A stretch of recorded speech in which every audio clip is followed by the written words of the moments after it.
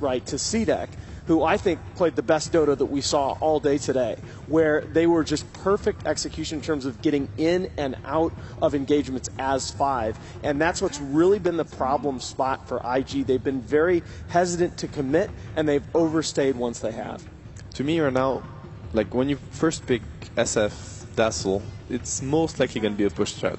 You're most likely going to group up behind your SF with mech, that gets a very early mech because he's Radiant and the Dazzle sustain. So it's going to be a 5-man, you know, like heavy teamfight lineup that wants to push towers and secure objectives very early on. Roshan could be one of them. If they could go into a slaughter, it would be a very classic lineup that has been around many times in this patch as well. And to me, it doesn't seem like MVP Hot 6 right now is really approaching the game that way. They pick Bloodseeker, which is fine, but he's not the best, you know, team fighter at all. Yeah. And they're banning Broodmother. To me, it doesn't seem like they understand that IG might want to go for this, and we also said it earlier, it's one of their go-to strategies, just group up as 5 and force the issue quite early. No, I mean, what you said, by the way, about the Shadow Fiend is absolutely correct.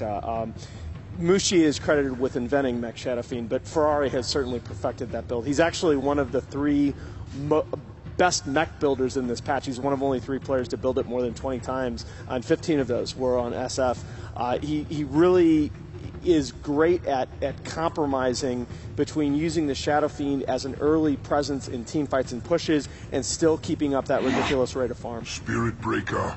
Yeah, I mean, he's also a very flashy player to look at. When you think about mechanical skill, if that, you know, if you just think those 2 words, Ferrari is one of the names that pop into your mind. He's just a phenomenal player, and I look forward to seeing his Shadow Fiend performance.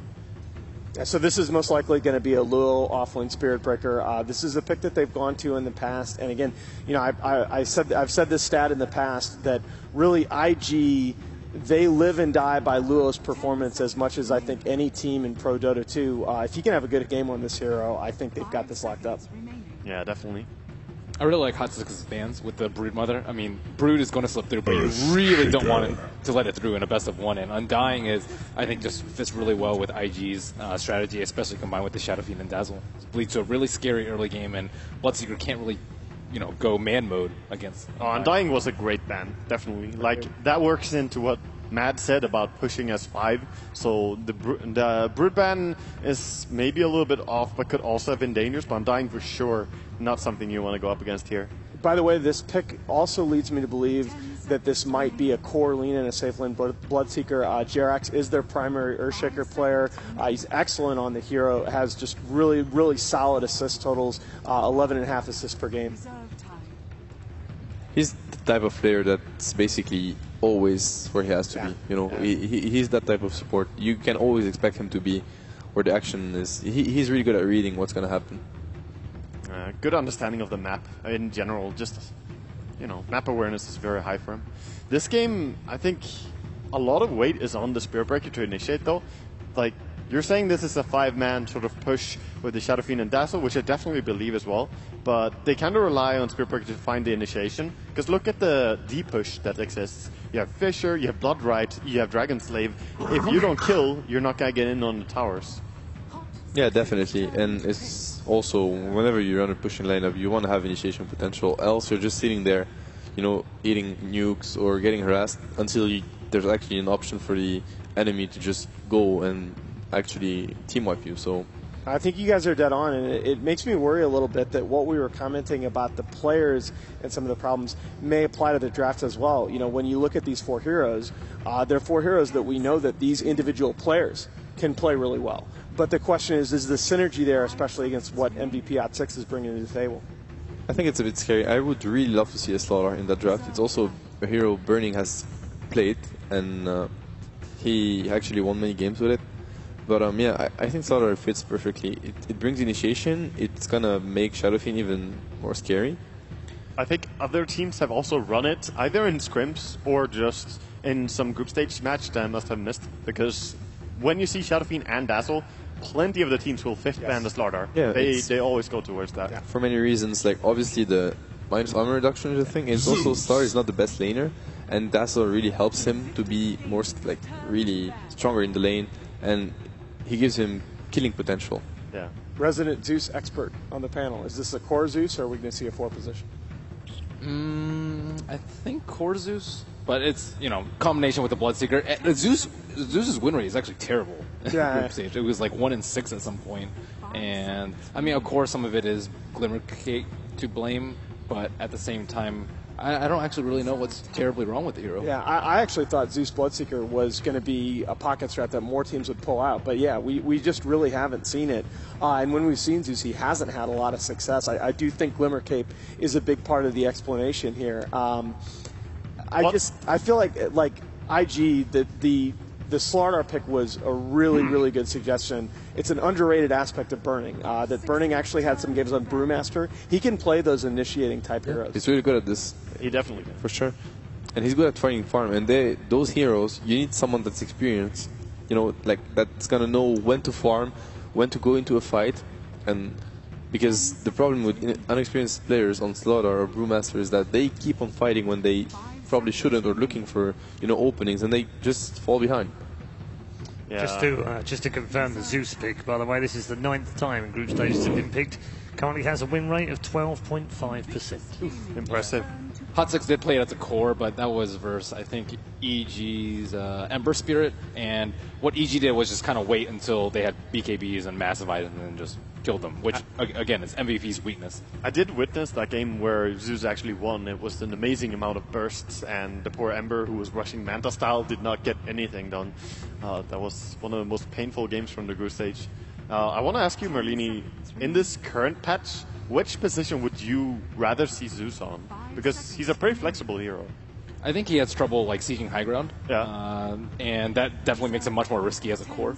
But I mean, people have been tending for the safer builds like Bloodstone, so you do shore up for the late game. But I mean, I think it's much safer to run him as a support. But I think he can work very well in a core if you have a very aggressive lineup and have good high ground siege. Yeah, and I'm actually kind of glad to see this. That we can talk about putting Burning on a Brewmaster, we can talk about putting Burning on a Slaughter, but you know what? It wouldn't be Burning if he wasn't on some kind of hard farming hero. And I actually like the new incarnation of PL as a kind of a compromise between a hero that obviously benefits a lot from farm, but he can fight very, very well with the drum and diffusal. You just want to see Burning break some records in farm. Admit it now. Guilty, man. I love Burning in my stats. I mean, we saw an 8-0-0 game from him on his AM in the group stage. What else do you want from a Burning AM? All right. That's a surprising pick, the THD. It's most likely going to be support. If we said that Shaker was a support and Zeus was a core, it could be offlane as well. Okay, time for our final game of the night, ladies and gentlemen. Let's find out who the 4th and final team are to advance through to the next round in the lower bracket. It also means we're going to lose one more, sadly, as we go down to 12. It's back over to the commentators for our final game of the night. That's right, a team is going to be out of TI after this. As the hour approaches midnight here, Blitz in Seattle, I see the crowd. It's thinning out a little bit, but you know what that means, Blitz? It means we only have the most hardcore Dota fans still here. The people who live and breathe Dota. Let's hear some noise for the last elimination match of the night. Let's also hear it for the 4th best casting combo in Dota 2, excluding Toby Wong. Thank you. Not as much cheers for that, but MVP Hot 6 versus Invictus Gaming. So excited about this IG, a team that when they got Burning, I thought they were just stacked from top to bottom. And MVP Hot 6, I mean, I've played against all these guys, and yes, they were impressive to me, but never did I think that they would come this far. Second MVP team fighting to stay alive in the International. Already an impressive storyline from MVP Phoenix being able to make it through. MVP Hot 6, though, I think are probably facing up against one of the toughest teams in the lower bracket, if not the toughest team. IG, as you said, looks so incredibly stacked going into this International. And a team that I actually expected to, at the very least, make upper bracket, but couldn't quite make it through the group stage in order to claim that position, are now potentially out in their very first game of the main event. Honestly, it just feels like IG aren't always on the same page. It kind of feels like they play 4-man Dota. It never really feels like Burning is on the same page as the rest of his team. At times, it feels like Ferrari takes a little bit too much of a risk in the mid lane, but I mean, this is still an incredibly talented team, and MVP Hot 6, MVP Phoenix actually had the option between choosing who they wanted to play against, and they actually took Newbie over their sister squad. And when I asked March about it, he just said, it's a really strong team. We really feel like this is a team, if they live up to their potential. Most analysts even. What exactly is their biggest strength? I think it's just their team play and their trust in one another. That's what I get from the Koreans at all times. It's that despite what happens, maybe they're not the most individually talented, they listen as one unit. They're willing to trust each other. It's that ride or die mentality. You don't care if you're going to go down, you're all going to go down in the same ship, the same strategy, and I mean, they're willing to risk it all in this Bloodseeker Lina that they've been running successfully in the qualifiers. They just seem to be saying to themselves, okay, it doesn't really matter. This is our chance, best of one. Let's use what we're comfortable with. Now, looking at the draft MVP Hot 6, it seems to be that they are going to have to be rather aggressive here. Maybe not necessarily early on in the laning phase, but definitely going into the mid-game. There's no way you want to be going up against a Phantom Lancer in the late game, especially with the heroes you're rocking now. I mean, you were talking about it earlier. You said that you really felt like Phantom Lancer had no equal when you started going late game. Yeah, I think we saw it demonstrated in that LGD series against Empire, where Empire had some fantastic lead. They had plenty of heroes that could deal with the Phantom Lancer, but when it comes to late game, it doesn't matter what wave clear you have, what battle furies you have, what Mjolnirs you have.